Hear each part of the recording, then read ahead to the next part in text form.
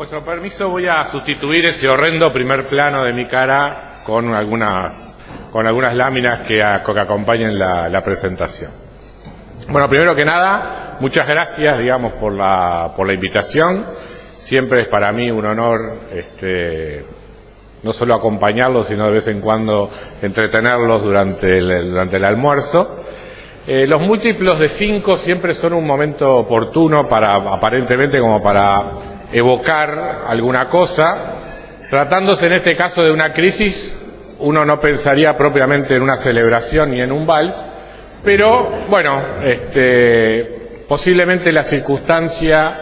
de que dos personas que fueron puntales y actores fundamentales durante aquel año 2002, como eran el presidente de la República, Jorge Valle, y el entonces ministro de Economía, Alejandro Echevarri, el hecho de que hayan fallecido hace poco, creo que también les genera un elemento adicional a estos 15 años transcurridos desde los hechos del año 2002. Mi objetivo es conversar con ustedes de un aspecto que se menciona menos, digamos, sobre lo que fue la crisis del 2002, o sea, no voy a hablar hoy aquí de 1.500 millones de dólares, ni de aviones que no vinieron en realidad, sino lo que de alguna manera voy a tener como tema es el proceso que concluyó,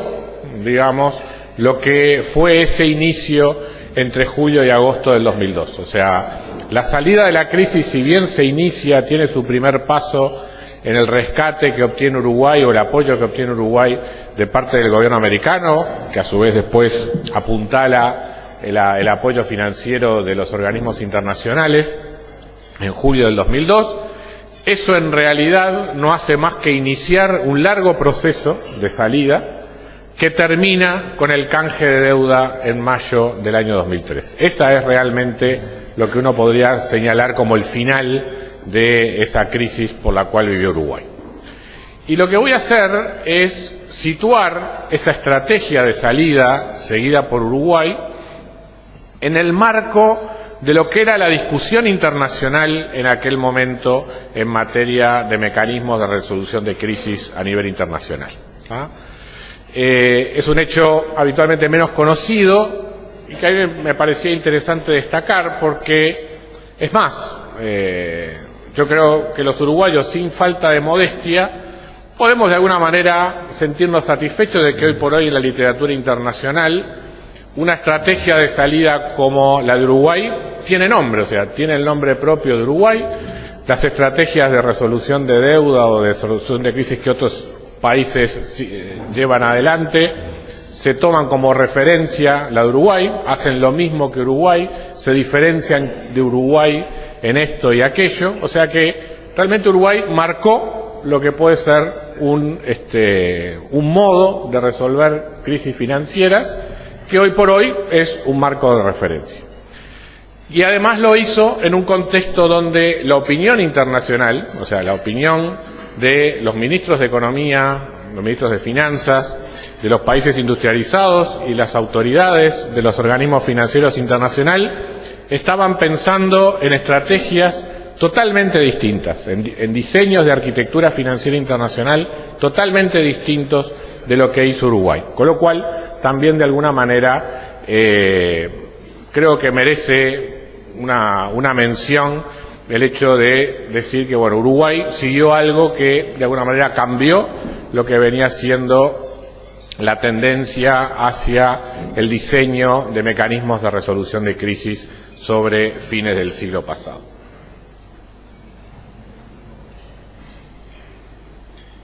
Esto no es por basurear una semana antes de los eventos deportivos en que nos vamos a encontrar la semana que viene, pero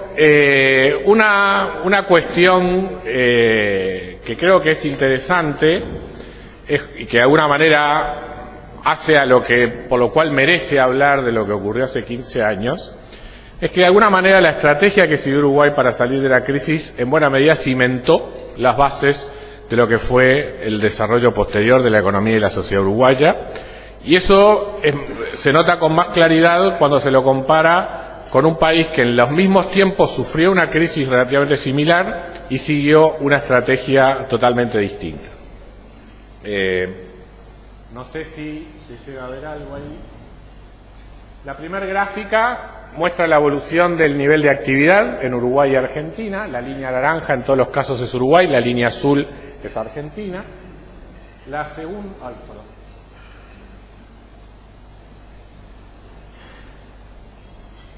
La segunda compara la inflación entre Uruguay y Argentina desde mediados de la década pasada hasta hoy. Y la tercera gráfica muestra el riesgo país de Uruguay y Argentina desde la salida de la crisis en adelante. La situación en materia de nivel de actividad mostró que aquí la comparación es 2003, si uno la hiciera un poquito más atrás, como la caída en Argentina fue más fuerte que la de Uruguay, probablemente incluso este resultado se relativizaría, pero en los primeros años posteriores a la salida de la crisis, había quien decía que, en definitiva, Argentina no le había ido tan mal con su estrategia de salida, porque su evolución de nivel de actividad era relativamente similar o incluso superior a la que venía teniendo Uruguay con posterioridad a la salida de la crisis. Pero una vez que se agota las posibilidades del modelo seguido por Argentina, básicamente en una economía aislada financieramente del resto del mundo, básicamente volcada al mercado interno, una vez que ese proceso se agota, especialmente con las condiciones de la crisis financiera internacional del año 2008-2009, Argentina básicamente deja de crecer, mientras que Uruguay durante todo este periodo ha venido teniendo un crecimiento prácticamente lineal, digamos, justamente por ser un país insertado en la comunidad financiera internacional, aprovechando todas las bondades de las finanzas, de la situación internacional en las cuales hemos estado en los últimos años. Esa misma dedicación al mercado interno, o esa misma dependencia del mercado interno y las distorsiones que eso generó, llevó a que Argentina tuviera tasas de inflación significativamente mayores que la de Uruguay durante todo este periodo. Uruguay en general se ha mantenido por debajo del 10% anual y en forma bastante estable, mientras que Argentina tuvo bien medida, no en base a datos oficiales, una inflación de 2 dígitos, de 30-40% anual durante la mayor parte del periodo. Y en materia de acceso a financiamiento externo, Uruguay ha tenido aproximadamente entre 3 y 4% menos de costo de interés durante intereses anuales durante todos estos años. En términos de lo que es la deuda como proporción del producto, imagínense que el ahorro de intereses que ha tenido Uruguay por tener un menor costo de financiamiento durante estos últimos 15 años es aproximadamente similar a todo el gasto público de un año. O sea, Uruguay frente a Argentina ha sacado gratis todo el gasto público de un año justamente por tener mejores condiciones de acceso a financiamiento internacional. O sea que realmente la estrategia pagó sus frutos, ¿verdad? Y vale la pena entonces contextualizarla en términos de lo que se hablaba o era la tendencia de la discusión internacional hacia fines del siglo pasado. En buena medida en Uruguay ignorábamos en el año 2001 que o no teníamos presente o no le habíamos dado importancia a que entre los países industrializados, sobre todo los miembros del G7, de Estados Unidos y Europa, los principales países de Europa y Japón, en el momento que se produjo la crisis mexicana de 1995, revivió un fuerte debate sobre cuál debía ser el papel de la comunidad internacional en términos de salvatajes de países en problemas. Si bien la salida de la crisis mexicana se pudo considerar en su momento, en 1995, como un éxito, en el sector oficial, especialmente entre muchos ministros de finanzas de Europa, dejó el sabor de que en la resolución de la crisis de México el sector oficial había hecho mucho y el sector privado había hecho muy poco. Ustedes saben que los economistas que nos especializamos en buscar problemas donde no los hay, tienen una cuestión, tienen una preocupación que es lo que se conoce como el riesgo moral, ¿no? O sea, es aquello de que si yo te ayudo cuando tenés problemas, en definitiva nadie se preocupa por evitar sus problemas porque alguien va a venir a ayudarlo. Entonces, ese sentimiento de riesgo moral era el que de alguna manera preocupaba a la comunidad financiera internacional a mediados de los 90. O sea, si va a haber dinero oficial cada vez que un país entra en problemas, entonces los inversores no toman ninguna moderación en base al riesgo, los países no van a tener preocupación en base a llevar adelante políticas sanas, porque en última instancia, si hay un problema, alguien va a venir a poner dinero y rescatarlos. Ese era un poco el sentimiento que había en algunos ámbitos académicos y que también se transmitía a parte del sector oficial internacional. De hecho, dentro del gobierno norteamericano, los republicanos, durante estos años del gobierno de Clinton, criticaron fuertemente a la administración de los demócratas por el papel que había jugado Estados Unidos en muchos de los salvatajes que vinieron después también del tequila, digamos, de la crisis de México. Entonces, en 1995, en la reunión del G7 en Halifax, se planteó la preocupación sobre cómo podría participar el sector privado en la resolución de las crisis. Ya años después, en la reunión del G7 de Birmingham en 1998, explícitamente se introdujo el término involucramiento del sector privado o Private Sector Involvement, PSI por la sigla en inglés. Y en el año 2000, en el directorio del fondo y en la reunión de Praga del Comité Financiero Internacional, hoy no está César Rodríguez Valle con nosotros, pero seguramente va a recordar esa reunión recordaría esa reunión de Praga como la reunión en la que fue la del ataque de los antiglobalizadores a quienes participaban en esa reunión anual del Fondo Monetario y del Banco Mundial. En esa reunión del Comité Financiero Internacional de Praga es donde se declara la existencia o la necesidad de que haya una participación del sector privado y que deberían determinarse pautas sobre la base de las cuales, en qué casos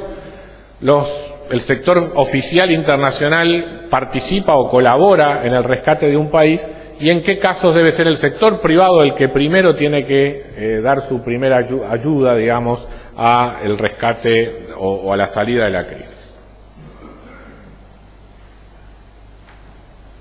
Ahora, imagínense ustedes como funcionarios de un organismo extremadamente burocrático, o sea, tanto el Fondo Monetario Internacional como el Banco Mundial con el BID, son funcionarios muy parecidos a funcionarios de un gobierno o funcionarios de grandes multinacionales. Lo que quiere un funcionario de una burocracia tan bien arraigada y tan bien constituida es, en definitiva, asegurarse su jubilación y sus beneficios sociales para el día de retiro. Lo último que quiere es entrar en una situación donde la cual eventualmente entre en conflicto con lo que pueda ser la decisión de la dirección del organismo, la dirección política del organismo. Entonces, esa división que existía en el directorio del Fondo Monetario Internacional y del Banco Mundial, que básicamente tienen la misma composición accionaria, en cuanto a cuáles debían ser los caminos para resolver situaciones de crisis, se trasladaba y permeaba hacia el propio staff del organismo, ¿no? O sea, entonces, de alguna manera los funcionarios del organismo ante cada situación de crisis se veían ante el dilema de que si promovían un programa de ayuda, alguien los iba a criticar, pero si promovían un mecanismo en el cual el país primero se la tenía que arreglar por sí sola, también iba a haber alguien que los criticara. Entonces, era una situación de extremada incertidumbre hacia el interior de estos organismos el cómo enfrentar situaciones de crisis. Y eso es y esa situación de debilidad interna es hacia la que se encaminaba Uruguay en su propia crisis que se empezaba a gestar a fines del año 2001 y que ya la estaba viviendo Argentina durante el año 2001. El año 2001 arranca con el blindaje que el gobierno argentino obtiene mediante el apoyo de los organismos financieros internacionales y termina con el abandono de los organismos financieros internacionales al plan de Argentina en diciembre del 2001, que da lugar al corralito y posteriormente a la caída del gobierno de la Rúa y todos los hechos posteriores, ¿no? O sea, en un mismo año, el Fondo Monetario Internacional y el Banco Mundial adoptaron dos posiciones totalmente distintas con respecto a Argentina. Primero lo apoyaron, luego lo abandonaron, y entonces esa era la mayor incertidumbre que enfrentaba Uruguay hacia el año 2002. Al principio del año nos apoyan, nos seguirán apoyando después. En ese marco de incertidumbre, en materia de resolución de crisis, es que empezaba a desarrollarse la situación hacia el comienzo del año 2002. Precisamente en noviembre del 2001, la primera subdirectora gerente del Fondo Monetario Internacional, la norteamericana profesora Ann Krueger, hizo su propuesta de lo que llamaba el mecanismo de resolución de deuda soberana, lo que en inglés era la sigla el SDRM, que básicamente lo que establecía era la creación de una suerte de tribunal de concursos a nivel internacional para resolver problemas de crisis de deuda de países. Para los abogados comercialistas entre ustedes probablemente esto les interese. La legislación de Nueva York, desde la crisis del 29, había prácticamente abandonado el uso de cláusulas de acción colectiva en los contratos de deuda emitidos por empresas bajo legislación de Nueva York. ¿Por qué fue eso? Porque básicamente la crisis del 29 había dado la oportunidad para manipular por parte de mayorías especiales las situaciones de distintos bonos que cotizaban en aquel momento en la Bolsa de Nueva York y había generado situaciones de abusos, las cuales la legislación posterior trató de evitar, dando lugar a lo que hoy se conoce como el Chapter 11, digamos, en la legislación norteamericana como mecanismo concursal, que es en definitiva un concurso de acreedores llevado adelante por un juez. Y eso pasó a ser de alguna manera el estándar en los usos y costumbres bajo la legislación de Nueva York. Con el paso de los años, sobre todo en los años, especialmente a partir de los años 90, cuando los países empiezan a emitir bonos bajo legislación de Nueva York, ¿qué hacían los abogados, de los asesores de los gobiernos que emitían deuda bajo legislación de Nueva York? Y bueno, como los abogados saben hacer muy bien y también los economistas, básicamente lo que uno hace es tomar el contrato modelo que utiliza para la General Motors, borrar donde dice General Motors y poner República Oriental del Uruguay. Obviamente hay cláusulas especiales relativas a países como la inmunidad soberana y cosas por el estilo que hay que de alguna manera adaptarlos, pero como el contrato estándar no tenía cláusulas de acción colectiva, los nuevos contratos de deuda soberana tampoco tenían cláusulas de acción colectiva. Pero el problema es que uno no puede llevar al gobierno de Uruguay o al gobierno de Argentina o al gobierno de cualquier país que tenga problemas con su deuda ante un juez bajo legislación de Nueva York para resolver un problema con los acreedores. Entonces, había aquí una circunstancia no resuelta de que si no era por unanimidad de acreedores, uno no puede resolver o reestructurar un bono. Ese era el problema jurídico básico que existía en materia de resolución de deuda hacia comienzos de este siglo. Lo que proponía el Fondo Monetario era entonces constituirse en el juez del concurso, ¿no? O sea, una reforma estatutaria en el Fondo Monetario Internacional que convirtiera al Fondo Monetario en el juez del concurso. Eso generó una reacción tremendamente negativa por parte de la comunidad financiera internacional, especialmente de los inversores, porque, a diferencia de lo que ocurre con cualquier juez, el Fondo Monetario es juez, pero también es parte, porque es también uno de los acreedores del país. Y lo que temían los acreedores, con razón, es que ante cada situación de crisis el Fondo Monetario dijera, bueno, defoltea a los acreedores, hágale quitas a los acreedores y entonces me paga a mí, primero que a los demás, ¿no? Entonces, esta propuesta de Ann Krueger generó una reacción muy negativa a nivel internacional y fue seguida poco después por otra propuesta, ya esta más oficial del gobierno americano, por parte del subsecretario del Tesoro, John Taylor, que proponía incorporar en los contratos de deuda soberana una cláusula de acción colectiva, o sea, una cláusula por la cual,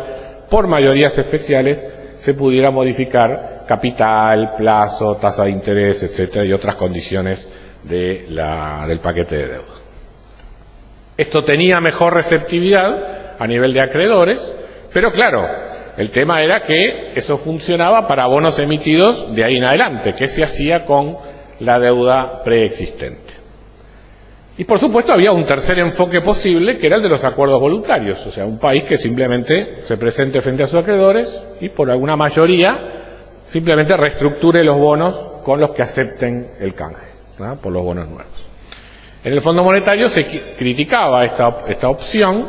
por el hecho de que se decía que nadie iba a participar en volumen suficiente en una estrategia de este tipo en la medida que el país siguiera pagando, que la única forma de lograr mayorías importantes para adherir a una reestructura era cuando el país defaulteaba a sus acreedores, los dejaba un tiempo sin cobrar y entonces ahí sí, temerosos ante la situación de no poder estar cobrando, accedieran a los términos de una nueva deuda, de un nuevo planteo de la deuda.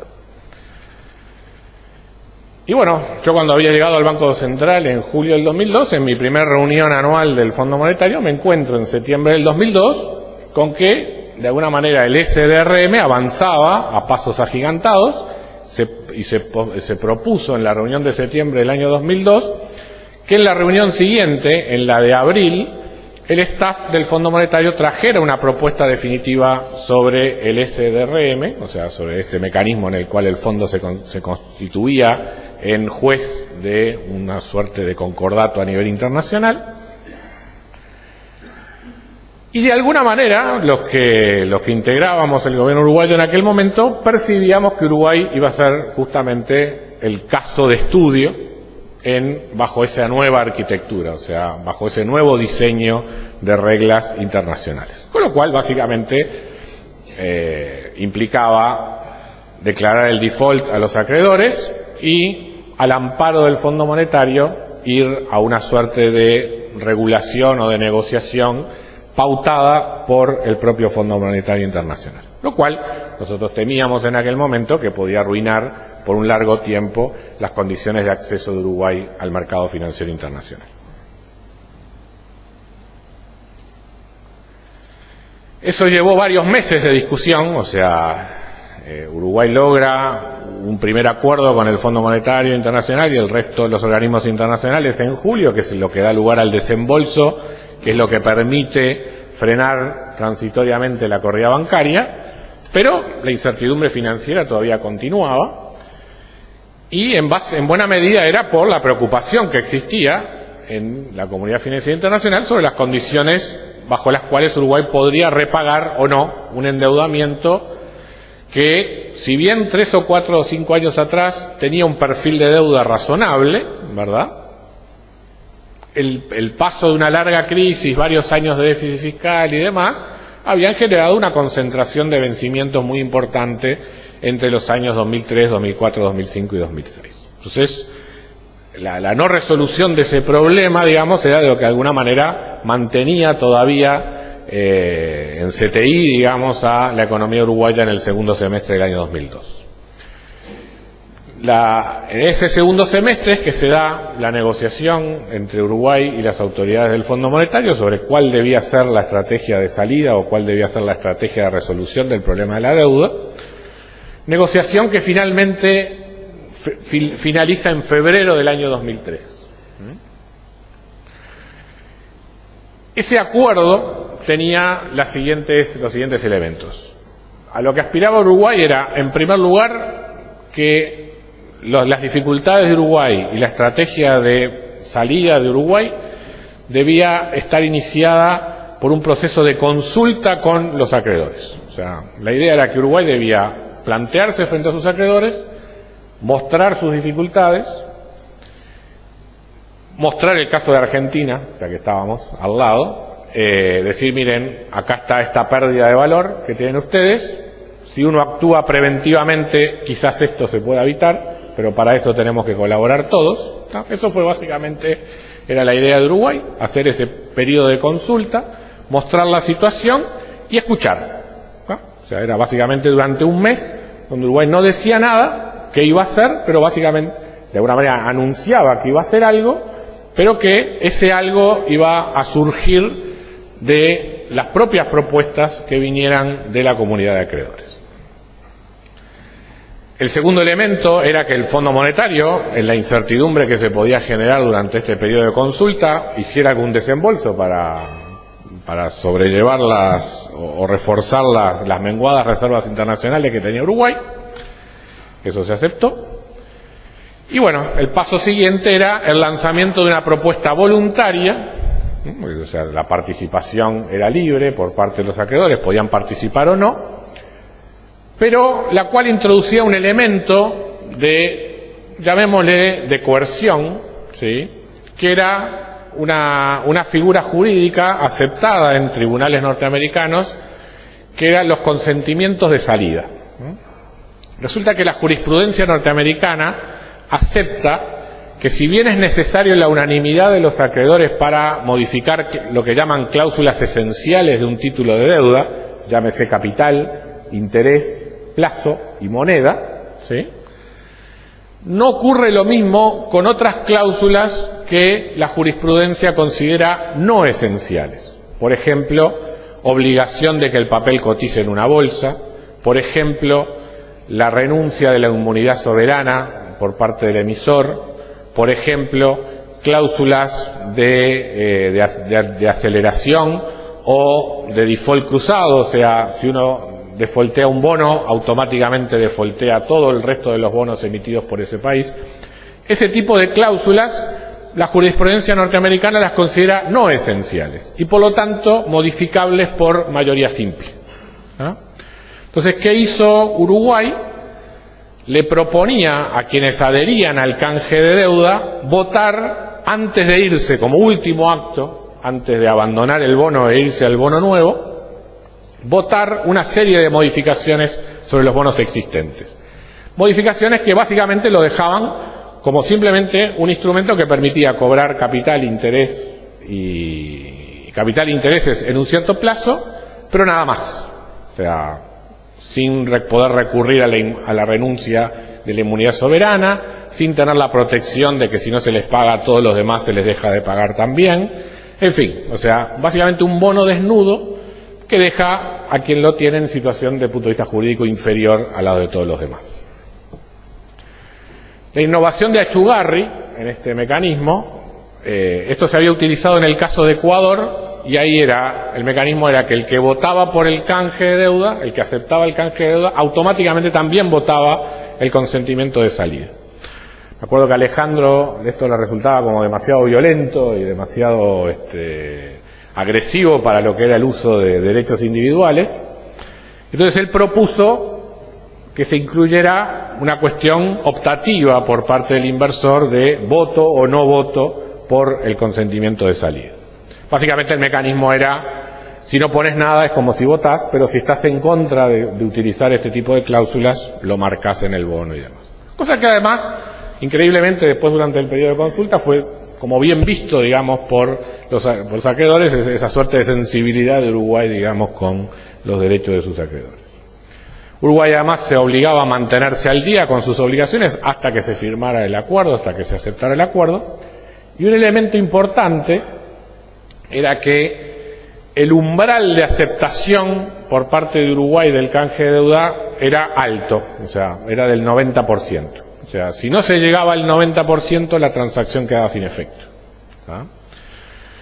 La idea era generar justamente el efecto contrario al que criticaba el Fondo Monetario. El Fondo Monetario decía, si me están pagando, ¿por qué voy a participar? O sea, voy a esperar a ver si los demás participan y después yo me quedo afuera y después cobro una vez que los demás renuncien o acepten pagar más tarde. Este efecto genera exactamente lo contrario. En la medida que uno piense que el canje va a fracasar porque el umbral de aceptación es muy alto, el que participa puede tener la expectativa de que lo van a tratar mejor en caso de fracaso que el que no quiso participar. Por lo tanto, justamente genera la inducción, digamos, o el estímulo a participar del canje. El resultado fue que la adhesión al canje fue del 93% de la deuda sometida a la consideración de los acreedores, y si se excluyen los bonos Brady, que eran los bonos emitidos en el año 91 como parte de la reestructura de la deuda del año 1982, que en realidad fue una trampa que utilizó Uruguay, porque esos bonos Brady no habría por qué haberlos reestructurado, pero era buen negocio reestructurarlos. Pero esos fueron los que tuvieron menos adhesiones, porque además tenían capital garantizado, en fin. Pero para Uruguay era un buen negocio, aunque hubiera una mínima participación, era buen negocio de todas maneras incluirlo. Si uno los excluye de la cuenta, la participación llega incluso al 95% de adhesión. Fíjense ustedes que Argentina, tras 2 años de default y con todos los bonos locales participando en forma obligatoria por la propia regulación, en los bonos la adhesión total al canje apenas fue superior al 80%, y en los bonos externos, que eran los que había más libertad de participar o no, la participación apenas superó el 60%. En el caso de Uruguay, los bonos externos superaron el 90% de participación. Y hubo 99% de participación en bonos domésticos. En esa reunión de abril del 2003, que es del Comité Financiero Internacional, que se da justo en pleno proceso del canje uruguayo, en la reunión los miembros del comité celebran los avances en la inclusión de cláusulas de acción colectiva. Uruguay proponía que todos los bonos nuevos, o sea, Uruguay iba a ser el primer país en el cual toda su deuda iba ya a tener cláusulas de acción colectiva. Hasta ese momento México había sido el primero en emitir bonos globales con cláusulas de acción colectiva. Entonces celebraba esos avances, agradeció los esfuerzos en materia de SDRM, pero al mismo tiempo lo puso en el freezer, o sea, consideró poco viable la iniciativa, y ya en la reunión siguiente de septiembre del 2003 el mecanismo del SDRM quedó descartado.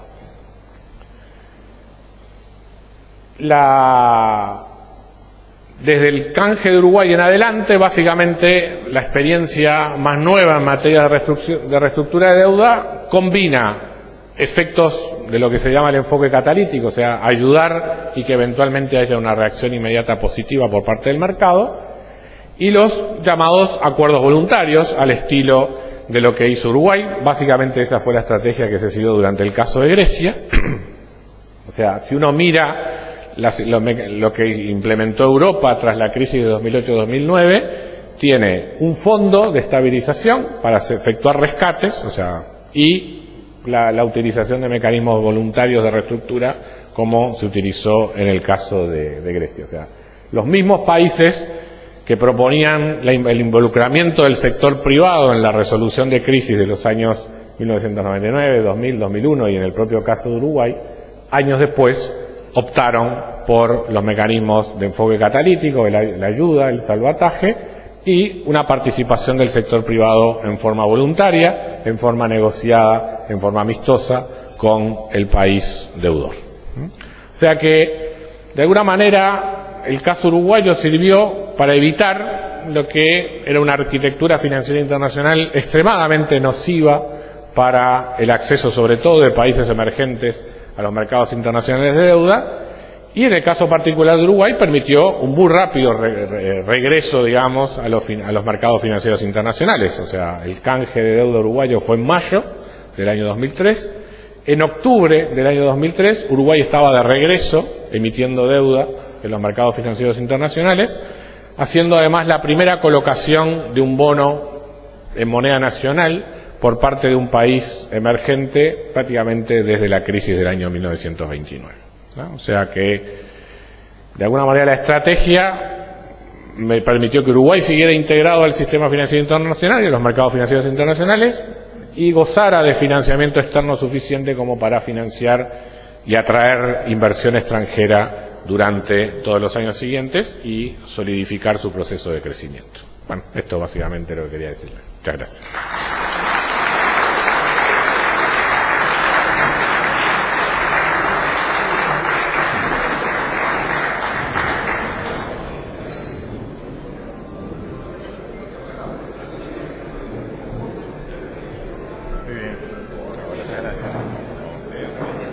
Bueno,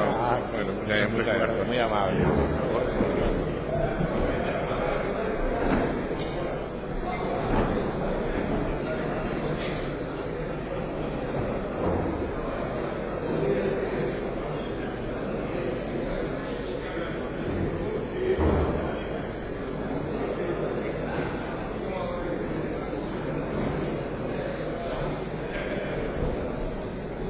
Bueno,